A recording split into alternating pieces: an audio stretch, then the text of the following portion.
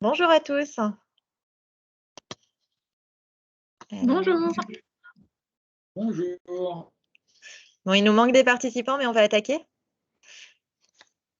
Donc, aujourd'hui, on vous propose un webinaire qui allie conformité machine et ergonomie.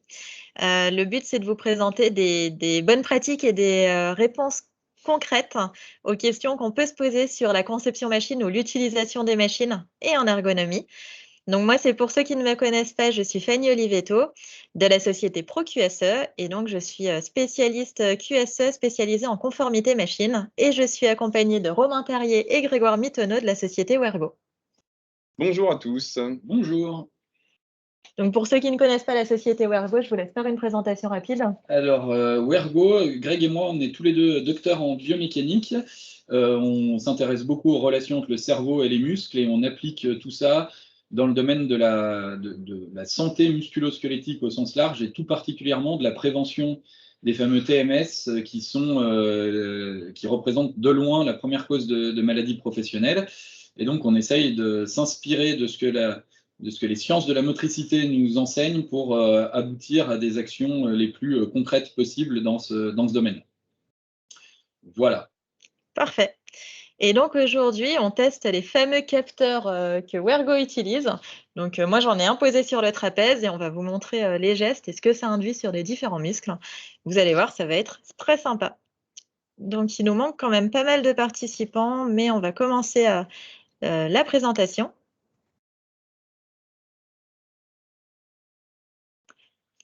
Alors j'espère que vous voyez tous bien le diaporama. Donc de quoi est-ce qu'on va vous parler aujourd'hui? N'hésitez pas, juste avant de commencer, n'hésitez pas à activer vos micros et à poser les questions en cours de route si jamais il y en a. On est vraiment là pour répondre à vos questions, hein, donc n'hésitez pas. Donc aujourd'hui, on va faire quelques rappels réglementaires très très simples sur les directives machines, la conformité machine, d'où ça vient, qu'est-ce qu'il faut faire en conception machine, c'est quoi les obligations du concepteur, et du coup derrière, on arrivera sur les obligations en ergonomie.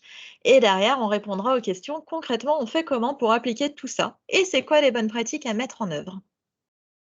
On attaque donc avec les rappels réglementaires. Si on regarde un petit peu la réglementation française, la plupart des réglementations viennent des directives européennes qui vont ensuite être transcrites en droit français via des décrets d'application. Alors, je suis désolée, je valide juste des personnes dans la salle d'attente. Donc, qui vont créer des décrets d'application qui vont venir créer ou modifier les articles dans les différents codes, dans le code civil, dans le code pénal et pour la partie directive machine dans le code du travail. La loi, ce qui est dans ces différents codes, c'est les exigences minimales à respecter. Si on regarde un petit peu l'historique de la directive machine, la fameuse directive qui nous intéresse, elle a été créée en 1989 puisqu'elle est née d'une volonté européenne de faciliter le libre-échange entre tous les États membres. Le but, c'était vraiment que les machines puissent circuler sur le sol européen avec un niveau homogène de sécurité. Donc 89, naissance de la première directive machine. Elle a ensuite été modifiée en 93 et 95 par 2 décrets qui vont venir notamment imposer le fameux logo CE sur les machines. En 98, tous les textes sont refondus en une seule directive, mais sans être modifiés. C'est-à-dire qu'on a vraiment 3 passages dans la directive machine. On a avant 89. Du coup, c'est le texte, ce sont certains articles du Code du travail qui vont s'appliquer, qui ne sont pas la directive machine. Ensuite, on a toutes les machines créées après 89. Et là, on va regarder la directive de 1998 pour leur maintien en conformité. Et puis, à partir de 2009, c'est la directive actuelle qui est la directive 2006-42-CE et qui n'a pas fondamentalement modifié la directive ancienne, mais qui a créé une nouvelle notion, la notion de quasi-machine dont font partie notamment les robots et les groupes hydrauliques. Elle est entrée en application en France le 29 décembre 2009. Voilà pour la petite partie histoire de la directive machine. Et les normes alors? Les normes, c'est différent. La norme, c'est un document de référence sur un sujet donné qui doit lister des méthodes pour reproduire un produit ou un service et être reconnu par les professionnels du milieu concerné. C'est utilisé pour simplifier les relations contractuelles puisque dans un cahier des charges, on va dire par exemple, je veux que ma machine respecte la norme ISO 12100. Mais la norme n'est jamais d'application obligatoire. C'est-à-dire que ce qui est d'application obligatoire, c'est la loi, et que les exigences des normes sont forcément supplémentaires, mais pas d'application obligatoire. Maintenant, on va regarder le champ d'application de la directive machine et une définition qui est importante. Donc, la directive machine, elle s'applique à tous ces produits-là. D'abord aux machines, évidemment, aux équipements interchangeables, aux composants de sécurité, aux accessoires de levage, aux chaînes câbles et sangles, aux dispositifs amovibles de transmission mécanique et aux quasi-machines. Donc, la directive machine, c'est un document d'une 60aine de pages qui va lister les exigences à respecter. Et ces exigences, elles doivent absolument s'appliquer à ces produits-là. La définition importante pour nous aujourd'hui, c'est la définition d'une machine. C'est quoi une machine? Une machine, c'est défini par 3 choses. D'abord, il faut que j'ai une force autre que la force humaine ou animale, un mouvement et une application définie. Si je n'ai pas ces 3 éléments, je n'ai pas de machine. Donc, c'est ce que dit le premier paragraphe. Ensemble équipé ou destiné à être équipé d'un système d'entraînement autre que la force humaine ou animale appliquée directement, composé de pièces ou d'organes liés entre eux dont au moins un est mobile et qui sont réunis de façon solidaire en vue d'une application définie. Donc, énergie différente de humaine ou animale, mouvement, application définie, et j'ai une machine. Ensuite, comme ils trouvaient cette définition un petit peu trop simple, ils ont rajouté des points particuliers. J'ai ensemble cité précédemment, auquel manquent seulement des organes de liaison au site d'utilisation ou de connexion aux sources d'énergie et de mouvement.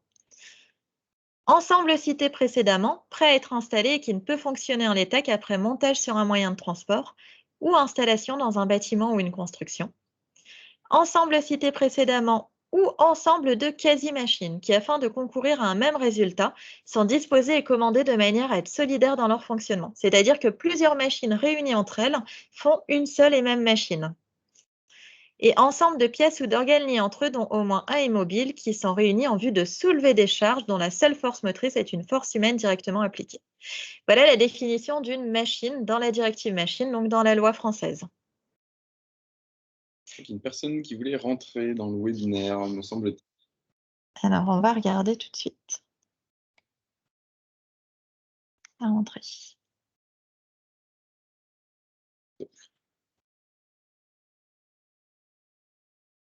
Alors, je pense par contre que l'écran est plus partagé.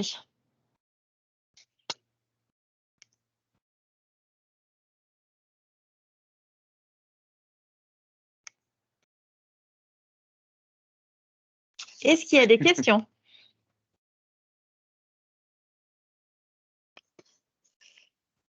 Non, c'est clair. Donc, moi, je suis avec Célia et puis avec Frédéric.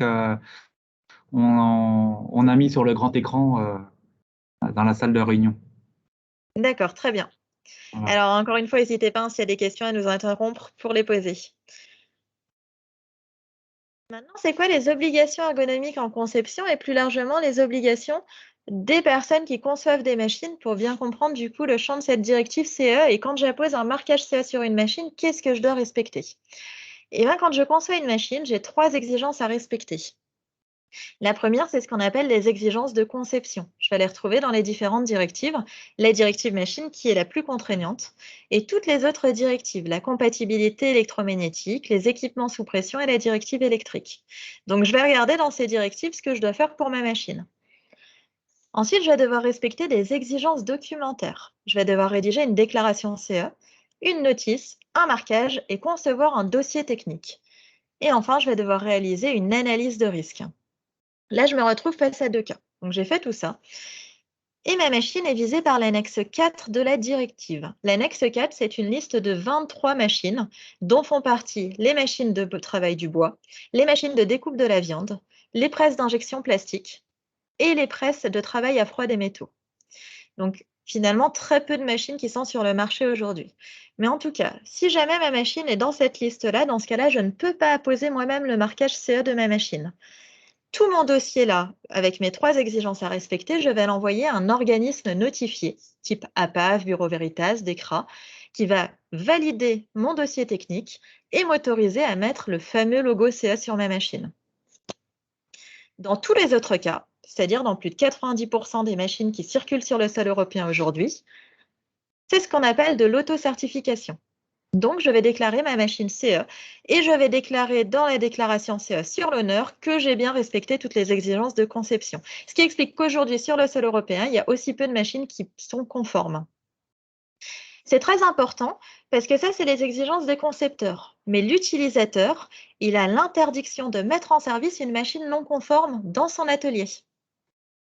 C'est-à-dire qu'il peut bien acheter une machine avec le logo CE, il a l'obligation de vérifier la conformité avant de la mettre en service. Et pour ça, il n'a qu'1 an pour le faire, puisqu'il y a un article du Code du travail qui lui dit qu'il a 1 an à partir du moment de la livraison pour déclarer l'état de conformité d'une machine et demander l'annulation de la vente si la machine n'est pas conforme. Passé cette année, il est autant responsable que le fabricant. Donc la responsabilité est double, et d'où l'importance de bien connaître les exigences de conception, que ce soit quand on conçoit une machine ou quand on la réceptionne pour l'utiliser. Et au niveau ergonomique, juste une petite question au niveau des normes, de la norme CE. La norme NF, elle est au-dessus de la norme CE? pas du tout. En fait, la norme NF, Pas du tout. elle n'existe pas à proprement parler pour les machines. Il n'y a pas de norme NF. La seule exigence, Parce c'est qu'il y a que le je sais marquage CE dessus.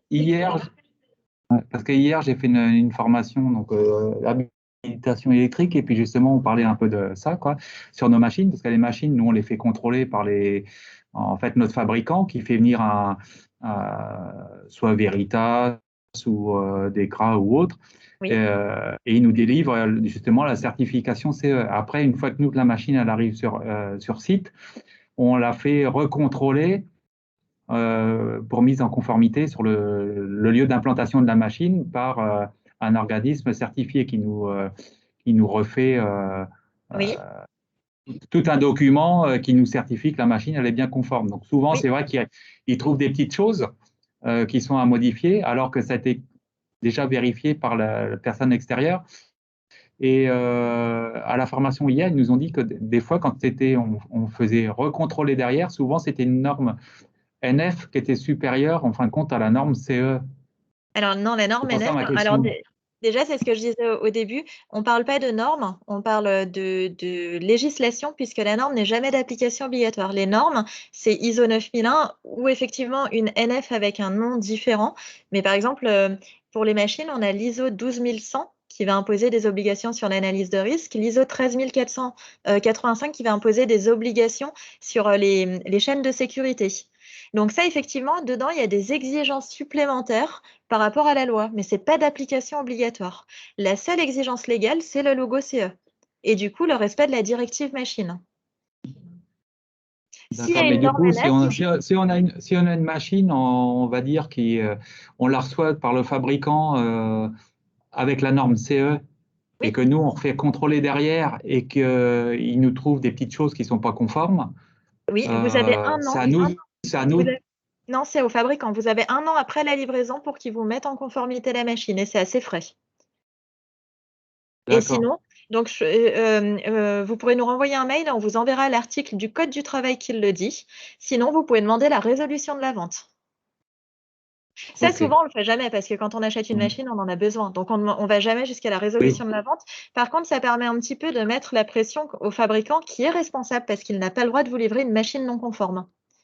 Donc, qui est responsable de ça en lui disant, ben, si tu refuses de mettre en conformité la machine à tes frais, sauf si on a imposé quelque chose dans le cahier des charges, parce qu'à un moment, il faut quand même être correct. Mais en tout cas, si ce n'était pas dans le cahier des charges et que ce n'est pas conforme et que tu refuses de le faire, eh ben, on demande la résolution de la vente.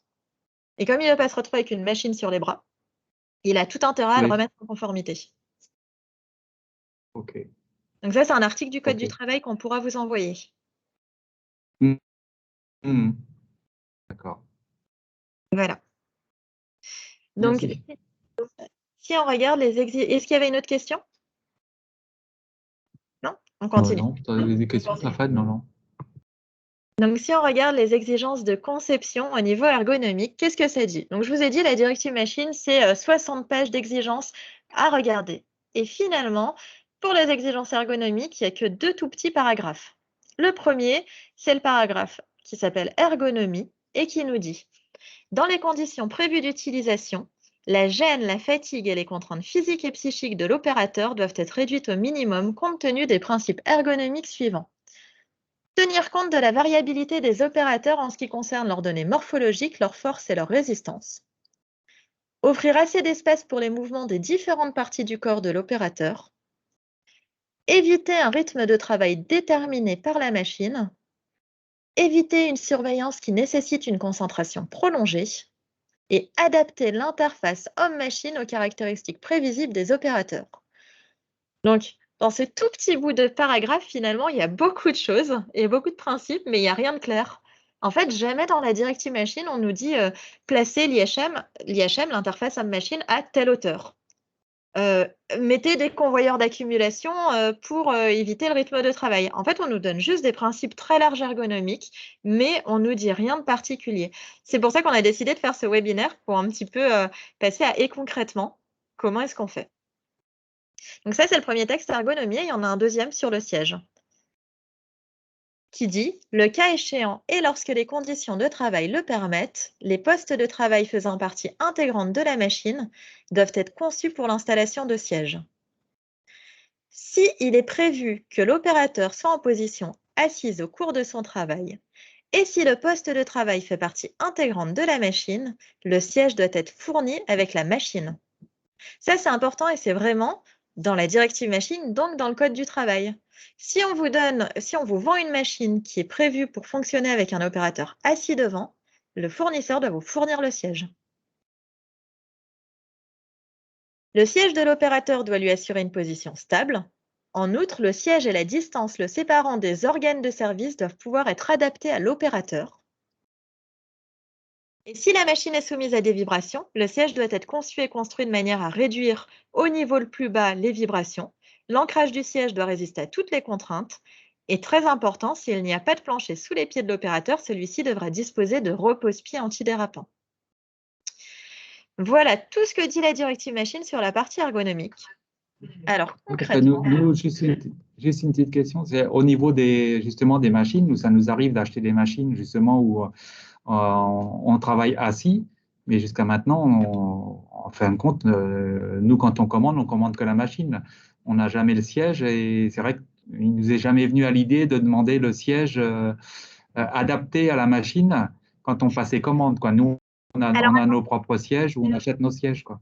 Alors attention, si par exemple c'est une petite machine comme un tour à meler, quelque chose que sur lequel je peux travailler aussi bien assis ou debout, et qu'à aucun moment le fournisseur ne dit « il faut absolument travailler assis sur cette machine », il n'a pas d'obligation de me fournir le siège. Mais par exemple, nous on a des machines à coudre, des machines pour faire les joncs, etc. Ça, c'est des machines où on est automatiquement assis, quoi. Mais vous pourriez travailler debout dessus. Non, sur les machines à coudre, on ne peut pas. Elles sont pas réglables en hauteur. D'accord. C'est comme si on avait un poste de travail informatique à une hauteur fixe sans qu'on puisse le bouger. C'est pareil, un poste informatique. Enfin, elles sont sur pied? Ou est-ce que je peux les mettre sur une table plus haute? On pourrait imaginer de les mettre. C'est-à-dire que les machines, elles sont sur un bâti, quoi. Elles sont sur un bâti, effectivement, qu'on peut appuyer pour monter ou descendre, mais de toute façon, les pédales, elles sont fixes. Oui. Donc, on ne peut pas travailler avec les deux pieds. Donc, Du coup, on est d'accord, le poste de travail fait bien partie intégrante de la machine puisque j'ai des pédales et que du coup, je suis devant la machine. Et du coup, effectivement, le siège doit être fourni avec la machine. C'est bien écrit, s'il est prévu que l'opérateur soit en position assise au cours de son travail et si le poste de travail fait partie intégrante de la machine, le siège doit être fourni avec la machine. Donc, vous pouvez demander un paquet de sièges à vos fournisseurs. Le bâti, c'est une question. On va sur le bon coin. Le bâti, oui. Tout est fourni par le même fournisseur. Là. Le bâti fait vraiment partie de la machine à coudre où on peut changer. Ah oui, en fin de compte, nos machines, souvent, on les fait mettre au niveau de l'ergonomie. Donc, on demande des bâtis réglables électriques, souvent. Ouais. Donc, les fournisseurs, je vois par exemple la machine à coudre, la tête vient de chez Durkop en Allemagne et le bâti vient de chez Ecopositif du côté, je crois, de la Savoie ou je ne sais pas trop où. Mais après, c'est eux qui font l'assemblage. Et puis, nous, quand on commande la machine, on la commande complète avec le bâti et tout. Donc, voilà. OK. Mais on n'a pas le siège. Et ben voilà, pour les prochaines, vous pouvez leur envoyer le paragraphe 1.1.8 de la directive machine en leur surlignant le siège doit être fourni avec la machine. Et du coup, moi, j'ai une question par rapport à ça. Est-ce que on peut avoir des exigences en tant que client sur le type de siège? Parce que s'ils nous Bien sûr. fournissent un siège… C'est le cahier des charges, du coup. Ouais. Dans le cahier des charges, on demande que le siège doit respecter telle contrainte, telle contrainte, telle contrainte. De la même façon que pour une machine, on va imposer la cadence, les matériaux qu'on veut dessus, des fois la couleur. Ben, voilà, ça fait partie. Tout ce qui n'est pas réglementaire, on peut le rajouter dans le cahier des charges. Le fournisseur, du coup, il a deux choses auxquelles il doit se conformer. La directive CE, enfin la directive machine avec le fameux logo CE, parce que ça, c'est obligatoire. Et le respect du cahier des charges, parce que ça, c'est contractuel. Est-ce que c'est clair pour tout le monde? Oui, c'est bon. Hein? Allez, on continue alors. Merci. Donc concrètement, maintenant qu'on a vu ce que dit la loi, on fait comment pour appliquer tout ça? Donc on a préparé une série de questions et on va essayer d'y répondre. Et si vous en avez d'autres, n'hésitez pas, on essayera d'y répondre également. Première question, en fait, quand on a une machine, c'est quoi la bonne hauteur de prise et dépose des pièces à prévoir? Alors, là-dessus, donc c'est une série de questions qu'on s'est posées en discutant avec Fanny, hein, entre nous, les questions qui nous reviennent régulièrement en tant que prestataire d'accompagnement en ergonomie, et puis les questions de conformité machine. Et cette question, elle a tendance à beaucoup revenir. Il y a des repères assez simples qu'on peut se fixer, c'est que pour la prise et la dépose des pièces, on essaye, dans la mesure du possible, de toujours être pour un individu, entre la hauteur du coude et la hauteur de la hanche. Si on est plus bas que la hauteur de la hanche, ça va pénaliser notamment la région lombaire. Si on est plus haut que la hauteur du coude, ça va avoir tendance à avoir un impact sur les trapèzes, la région cervicale. Et donc, c'est ce qu'on va voir là, qu'on va illustrer avec Fanny. Et la question qu'on soulève tout de suite, c'est que c'est rare que sur une machine, il n'y ait qu'une seule personne qui travaille. Donc, dans ce cas-là, la fourchette, on va dire l'amplitude de la zone pertinente diminue parce qu'on va faire en sorte d'être limité par la hanche du plus grand et le coude du plus petit. Donc, on a une zone qui se réduit, mais c'est vraiment la zone qui paraît, qui est la plus pertinente pour limiter les efforts. On va peut-être passer sur une illustration. Alors là, vous allez voir, vous revoyez Fanny, hein, vous ne l'aviez pas vue depuis 30 secondes. Elle a un capteur au niveau de son trapèze gauche, que vous voyez, un petit capteur qui mesure les efforts musculaires. Vous voyez, quand elle lève son bras gauche, on peut mesurer, en tout cas visualiser. Alors, pour être précis, c'est l'activité musculaire, mais on va parler d'efforts qui se traduisent sur les muscles et sur le tendon, hein, qui est la corde qui relie le muscle à l'os, pour faire simple. Et donc, on va voir que si Fanny va chercher quelque chose trop bas, alors trop bas, il y a une contrainte sur ce trapèze au moment où elle remonte. Et puis surtout, il y a une contrainte au niveau lombaire, évidemment. Si elle fait une simulation au niveau… alors là, elle est encore un peu trop basse. On va voir qu'évidemment, il y a une contrainte, et notamment, là, le capteur ne sert pas à grand-chose, hein, c'est notamment sur le bas du dos. La troisième session qu'elle va faire, là, on est sur une hauteur plutôt pertinente. Donc, on est entre la hanche et le coude. Vous voyez que les contraintes sont relativement faibles. Et puis, si elle se met sur le micro-ondes, pour être tout à fait honnête, le bloc noir, et là, on va voir qu'elle a une contrainte plus importante. Hein, vous voyez le signal qui arrive sur la gauche de votre écran. On a une contrainte plus importante. Maintenant, Fanny, si tu ne prends pas forcément les cartons, mais que simplement tu fais avec la main équipée du capteur, alors tu vas à la hauteur du plan de travail, vraiment du plan de travail qui est au peu près au niveau de ta hanche. Donc, on voit que là, il n'y a pas d'effort particulier. Si elle fait exactement la même chose pour aller chercher quelque chose un peu plus haut ou même sur le micro-ondes, normalement, vous devez voir que la contrainte augmente de manière assez significative. Donc, ça, c'est un repère simple qui permet d'être à la fois personnalisable et puis, encore une fois, on vient réduire cette amplitude quand on a une population avec des tailles différentes. Hein, ça permet de donner des repères assez intéressants et individualisés. Est-ce qu'on revient sur la caméra ici, peut-être? La présentation. Ouais, alors. Hop.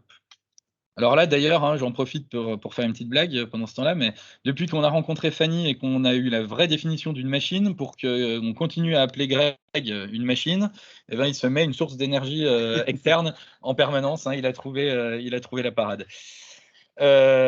Donc, parce que c'est bien beau de faire des blagues, mais je ne sais plus où j'en suis. Sur la première question, je pense que ça donne un repère assez clair. Hein, si vous voulez qu'on en reparle ou qu'on précise, n'hésitez pas. Donc, dans la mesure du possible. Une petite chose Ouais. que tu m'as appris et qui est très importante, Romain. Et souvent, on robotise justement pour éviter les TMS parce que on va robotiser ce qui est où il n'y a pas de plus-value pour un opérateur, les opérations de chargement machine, etc. Mais à un moment, il faut quand même apporter des pièces, des paniers, donc ce qu'on a illustré là pour les hauteurs de prise et dépose de pièces. Mais tu m'as appris quelque chose sur du coup l'appauvrissement des gestes. Ouais. Je te laisse un petit Ah ouais, peu. alors c'est vrai que quand on a discuté avec Fanny au début, la première question qu'on avait, c'est quand on prend une décision de mettre une machine, c'est quoi la motivation principale? Et c'est loin d'être la seule, mais une des motivations, c'est réduire, améliorer l'ergonomie, réduire les contraintes physiques.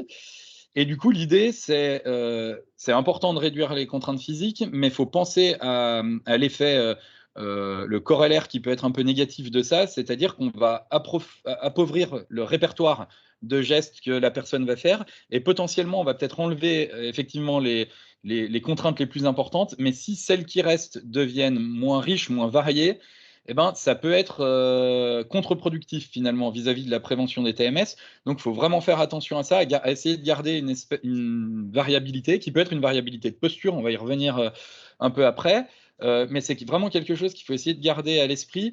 Et on verra dans une future question que l'automatisation de certaines phases nécessite, dans certains cas, d'amener des éléments de sécurité, des billes manuelles, des choses comme ça, on l'abordera après. Et il faut être, on pense, particulièrement vigilant à ça aussi pour ne pas venir, en voulant enlever des contraintes, appauvrir le contexte, le répertoire gestuel, et rajouter des contraintes qui n'étaient pas là au début pour satisfaire des exigences de sécurité qui n'étaient pas nécessaires avant.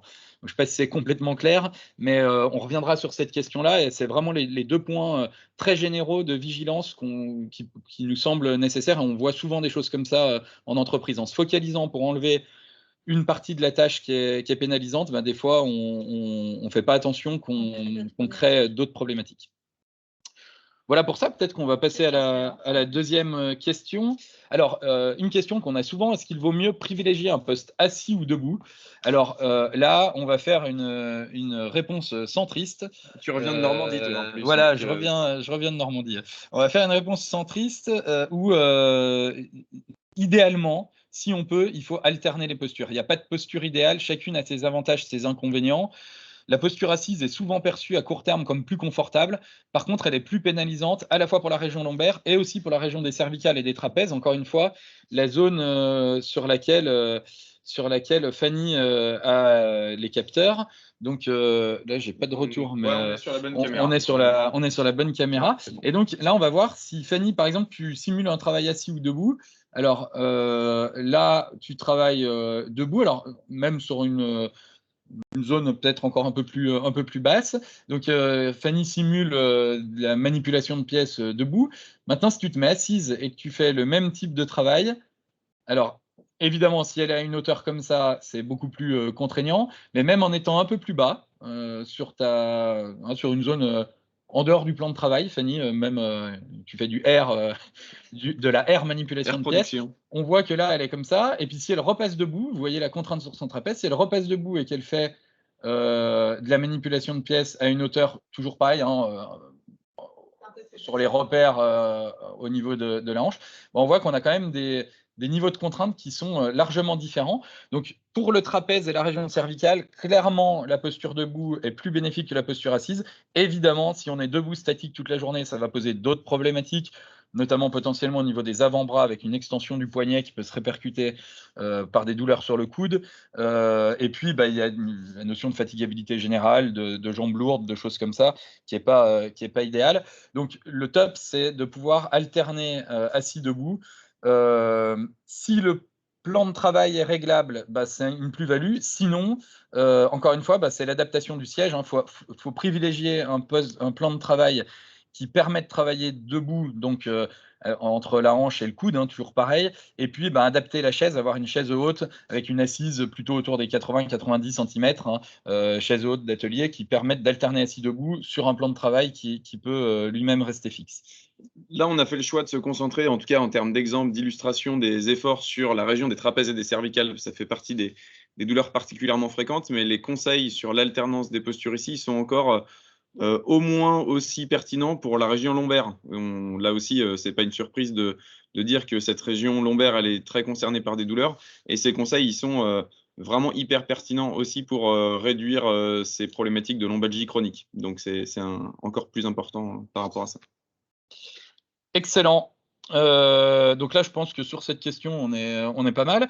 La question suivante qu'on avait identifiée avec Fanny, c'est quoi la bonne hauteur d'un écran de contrôle? Alors, l'écran de contrôle qui est souvent appelé IHM, alors là, on va se passer d'illustration musculaire parce que le problème n'est pas tellement musculaire. Alors là, c'est vraiment comme le travail sur écran classique. Ce qui est recommandé, c'est un écran, le haut de l'écran à la hauteur du regard de la personne. Alors, si on prend des normes de taille moyenne de personnes, on est sur la hauteur des yeux, on est à peu près autour d'1,50 m pour une taille moyenne d'une femme, qui en moyenne sont plus petites que les hommes. Nous, ce qu'on conseille, c'est ça, c'est donc à peu près à 1,50 m le haut de l'écran si on travaille debout. Alors pourquoi on conseille ça? Parce qu'il vaut mieux que le plus grand regarde légèrement plus bas plutôt que le plus petit regarde un peu trop haut. Je vais être très rapide là-dessus, mais déjà, regarder un peu plus bas, ça peut se faire assez naturellement, simplement en baissant le regard sans forcément qu'il y ait d'impact sur la nuque. Dès qu'on veut regarder haut, on va davantage lever la tête plutôt que lever les yeux, parce que c'est beaucoup plus fatigant pour les muscles oculomoteurs. Et puis, d'un point de vue TMS, c'est beaucoup plus fatigant de maintenir une tête légèrement en extension. Ça va faire travailler des muscles, notamment sur l'avant ici, les scalènes, les sternocléidomastoïdiens. C'est pour ça qu'on ne l'illustre pas, parce qu'il faudrait mettre un nouveau capteur sur un autre muscle et c'est un peu compliqué de le faire en direct. Alors qu'une tête légèrement penchée en avant, ça peut se faire de manière assez passive avec des muscles qu'on appelle sous-occipitaux. L'occiput, c'est l'os de la base du crâne. Et ces muscles étant très courts et avec une raideur relativement importante, finalement, le maintien de la tête légèrement penchée en avant peut se faire quasiment passivement, c'est-à-dire sans effort musculaire. Et c'est comme si on avait un tendon qui nous permette de maintenir passivement la tête comme ça. Donc, au final, si on a un choix à faire, le repère, c'est hauteur du regard. Si on a un choix à faire, parce qu'on a une population de taille différente, plutôt se caler sur la personne la plus petite, ou en tout cas sur les tailles les plus petites dans l'échantillon de personnes susceptibles de travailler sur la machine. Et puis, donc, ça nous donne un repère autour d'1,50 m quand on travaille debout. Si on travaille debout et assis avec une chaise haute, comme ce qu'on évoquait avant, ce repère-là, il reste valable. Si jamais on travaille assis sur une chaise plus basse, on est à peu près 40 cm plus bas, donc on se retrouve à peu près à 1,10 m, ce qui se fait assez classiquement. Le top du top, ce serait d'avoir un écran réglable. Alors, le top, si jamais les opérateurs et opératrices sont informés des bons repères, parce qu'à partir du moment où c'est réglable, faut que ce soit réglé et il faut que chacun sache tirer le meilleur parti de ce réglage. Donc, il y a de l'info à passer et faire en sorte que les gens règlent tout ça. Si jamais la hauteur n'est pas réglable, ce qui peut être intéressant, c'est d'avoir un réglage je vais me mettre comme ça, du coup, de l'inclinaison de l'écran, au cas où que quelqu'un de vraiment grand doive regarder vers le bas. Si jamais il peut incliner légèrement l'écran, ça sera plus confortable pour lui. Donc voilà ce qu'on peut dire à ce sujet-là. On reviendra là-dessus un petit peu après sur une autre question. Ça peut être intéressant, notamment pour les commandes récurrentes, de dissocier l'écran de la commande. Maintenant qu'il y a une grande partie d'écrans qui sont tactiles, la hauteur de l'écran la hauteur de l'IHM qu'on vient d'évoquer, est tout à fait pertinente pour le retour visuel. Par contre, si on a une interaction régulière avec l'écran, on va voir que c'est beaucoup trop haut et que là, ça peut être intéressant de dissocier les deux, absolument comme on fait avec un ordinateur finalement, où nos outils d'interaction que sont le clavier et la souris sont dissociés de l'interface de retour visuel. Voilà, je pense que ça fait déjà pas mal d'infos sur ce sujet-là. La suivante, alors, les histoires d'éclairage, est-ce que l'éclairage au poste de travail est important pour l'ergonomie? Alors, il y a des obligations là-dessus. Je pense que Fanny, je ne sais pas si tu veux dire un mot sur ce sujet-là. Il y a une obligation légale qui est liée à la directive machine. La directive machine dit qu'un éclairage est obligatoire au poste de travail à partir du moment où l'éclairage ambiant n'est pas suffisant. Par contre, que je dois éviter sur mon poste de travail, donc de ma machine, tous les effets stroboscopiques et les reflets gênants. Tout ce que dit la directive machine sur l'éclairage. Alors ça, c'est le côté obligatoire. Du point de vue ergo et concrètement prévention des TMS, nous, on a tendance à rallier ça, ou en tout cas, l'éclairage est préférentiellement un éclairage indirect et en évitant les éblouissements et les effets stromboscopiques, on a tendance à le rattacher à un facteur de contrainte qui est la demande en précision. Ce qu'on sait, c'est que quand on a besoin de faire un travail de précision, ça augmente potentiellement le stress ou la peur de mal faire et ça a une répercussion sur l'activité musculaire, encore une fois, principalement dans cette région des trapèzes et des cervicales. Alors pourquoi? Alors le stress a un effet là-dessus et puis aussi l'activité musculaire qu'on envoie pour contracter un muscle, eh ben, comme tous les signaux, elle est composée de bruit. Et donc, ce bruit dans l'activité musculaire, si on ne veut pas qu'elle se transforme en imprécision gestuelle, eh ben, un des moyens qu'on a, c'est de filtrer ce bruit en augmentant la raideur autour de l'articulation, et donc en augmentant l'activité musculaire. Donc, quand on doit être précis, on filtre les imprécisions via une activité musculaire, et ça coûte, donc ça coûte musculairement. La précision nécessaire, c'est vraiment un facteur de risque potentiel.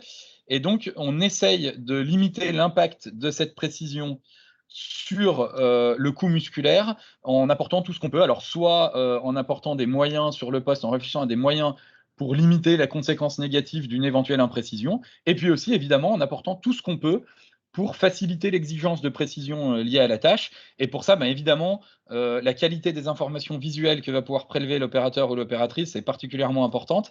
Et donc, le confort visuel et l'éclairage peuvent être hyper importants là-dessus. Donc, un éclairage de qualité plutôt indirect et en évitant les effets stromboscopiques, clairement, ça peut jouer une partie, ça peut avoir une implication partielle dans la prévention des TMS en réduisant les contraintes, notamment dans cette région des trapèzes. Là-dessus, il y a de la littérature scientifique sur le lien entre précision et effort musculaire qui est largement fournie.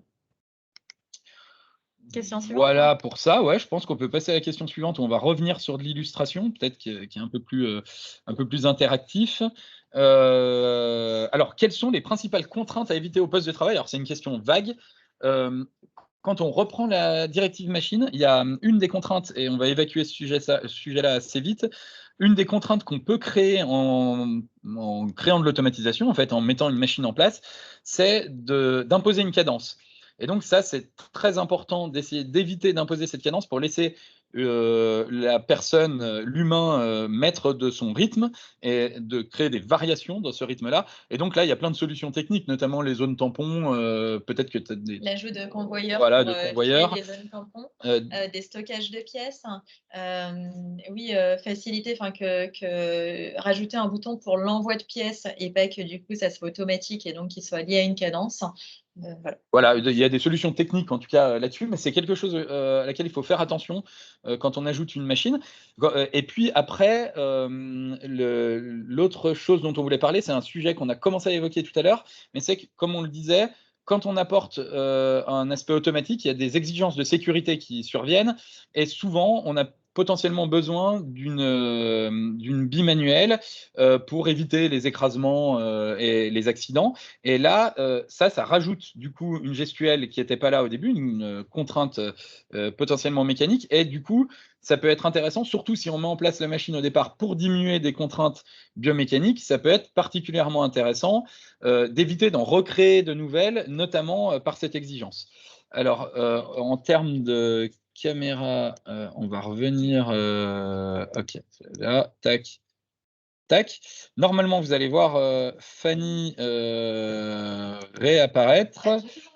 Elle a toujours son capteur sur le trapèze gauche. Alors, ouais. Je vais simuler, donc par exemple, avec le bras gauche, si j'ai un IHM qui est donc à la hauteur de mon regard, et je dois taper les commandes dessus. Donc, on voit bien l'effort que ça demande. Donc, c'est-à-dire que, par exemple, je suis sur un poste manuel totalement automatisé et je dois à chaque fois aller chercher mon composant, le ranger sur ma palette et envoyer sur l'IHM.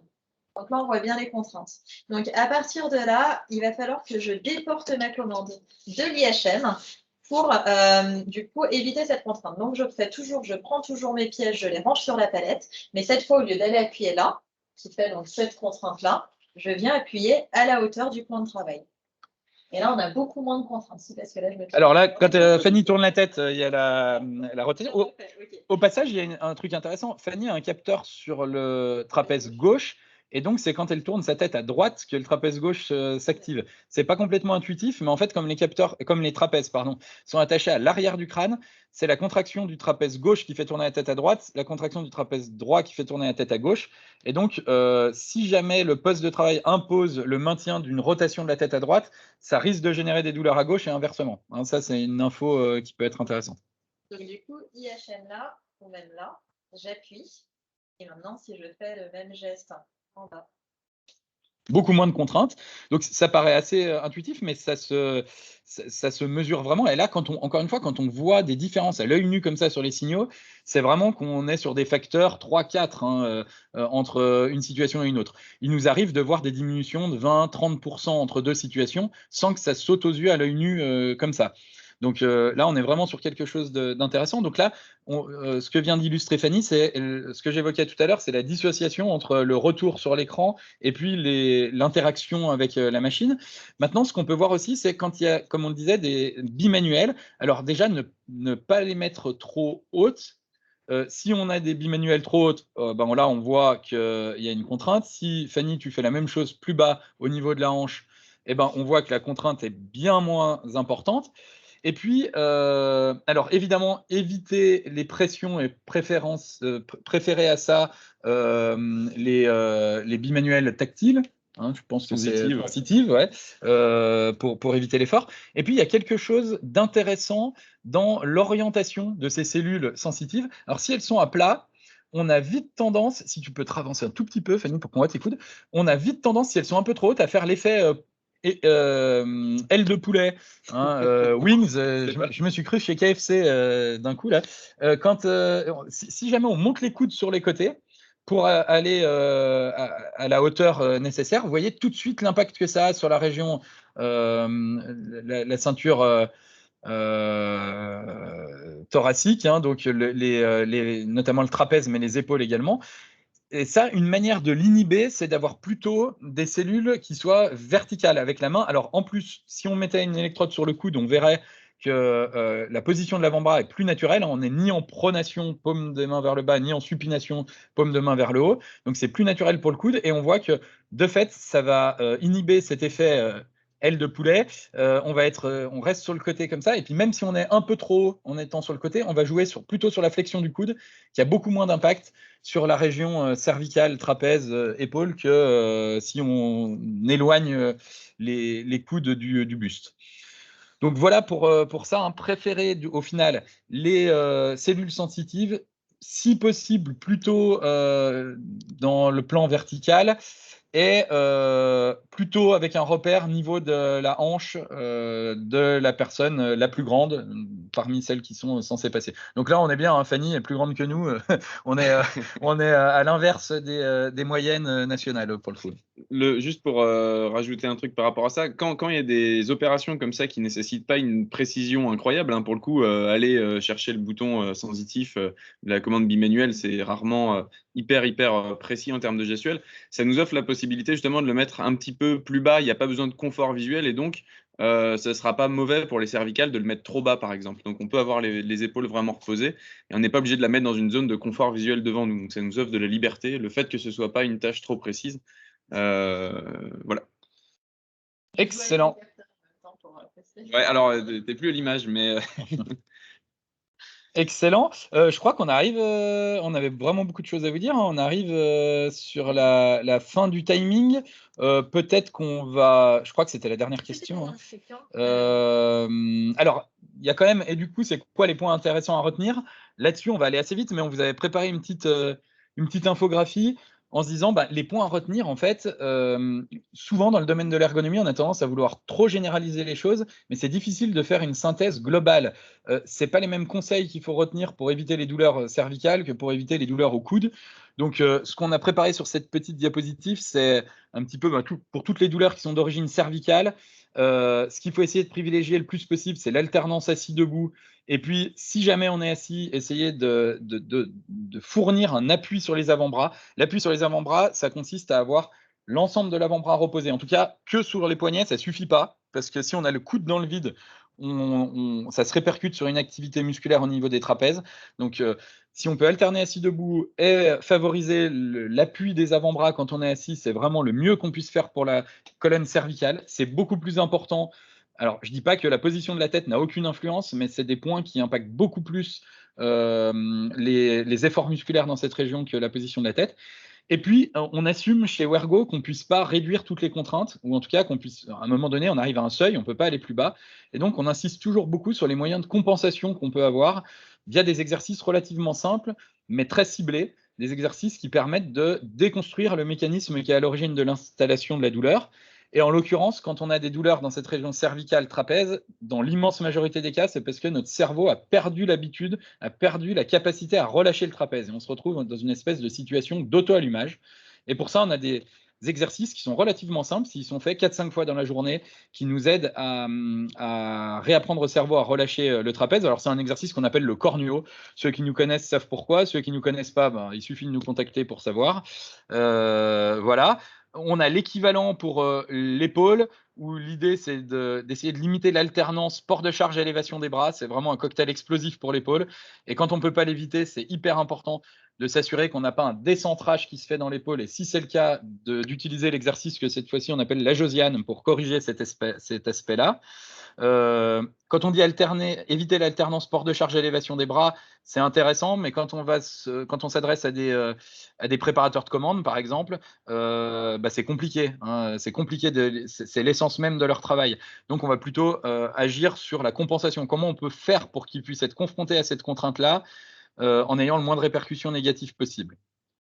Pour le coude, très intéressant, et si on a le temps, peut-être que Greg fera une petite illustration après, ou même maintenant, je ne sais pas. Ce qui est hyper important, c'est non pas d'éviter les mouvements de coude, et là on voit souvent des gens qui se plantent là-dessus. Les mouvements de coude n'ont absolument rien à voir, contrairement à ce qu'on pourrait penser en faisant des analyses ergonomiques de poste de travail, n'ont absolument rien à voir avec le développement des douleurs les plus fréquentes dans cette région-là, que sont les épicondylites, la douleur sur la zone extérieure du coude de l'avant-bras, ici.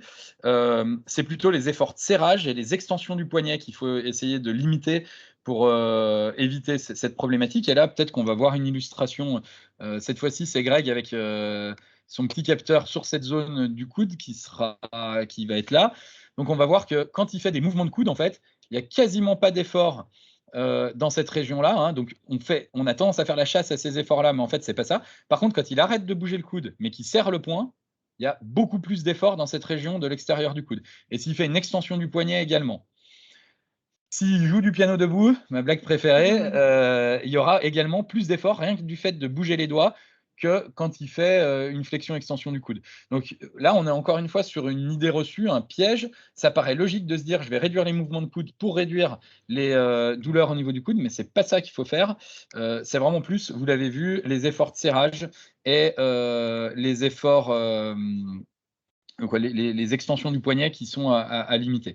Et puis là, pareil, on a un exercice que cette fois-ci on appelle le soudoué, qui a pour fonction de relâcher les muscles extenseurs des doigts et du poignet.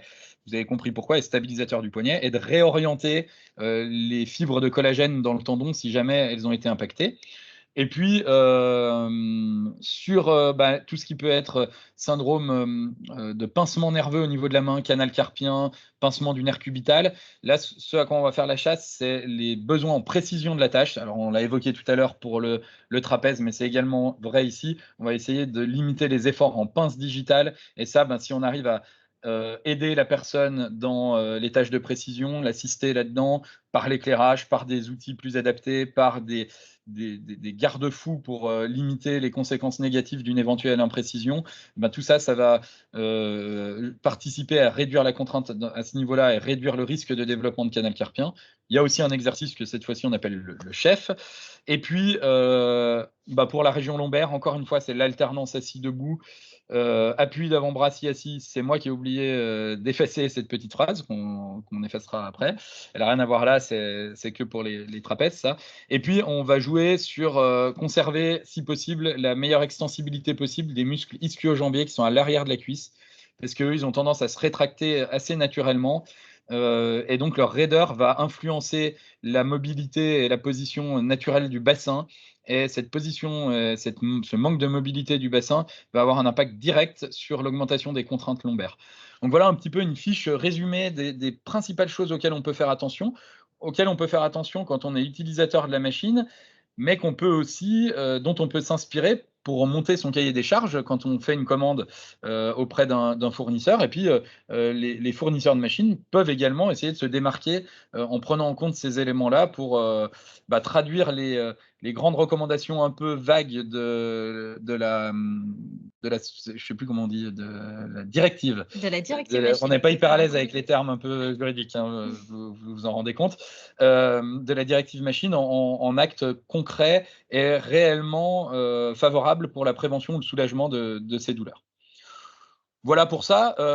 On intégrera peut-être dans le support qu'on vous enverra la méthode repère, mais vous êtes nombreux à la connaître un petit peu. En tout cas, sachez que du côté de Wergo, on a monté une méthode justement, nous, pour être sûr de se poser les bonnes questions, pour identifier les marges de manœuvre et mettre en place des actions concrètes pour résoudre des problèmes ergonomiques. Et puis, cette méthode, on la transfère volontiers dans le cadre de formation et de conseils, d'accompagnement dans de nombreuses entreprises pour que au plus proche des ateliers, on arrive toujours à se poser les questions les plus pertinentes pour identifier les causes des problèmes ergonomiques et les résoudre de la manière la plus efficace possible. Voilà, ça fait beaucoup de choses. On vous remercie pour votre attention et on est un peu désolé pour le décalage. Alors oui, je finis très rapidement du coup sur la dernière diapo. Ici. Du coup, qui est là? Voilà, donc n'oubliez pas, donc aujourd'hui, j'étais accompagnée de Wergo pour la partie ergonomie. La semaine prochaine, jeudi prochain, il y a un point équipement sous pression avec Alp Solutions System où on va parler de tous les équipements sous pression, que ce soit en conception ou en suivi, les obligations légales en suivi également.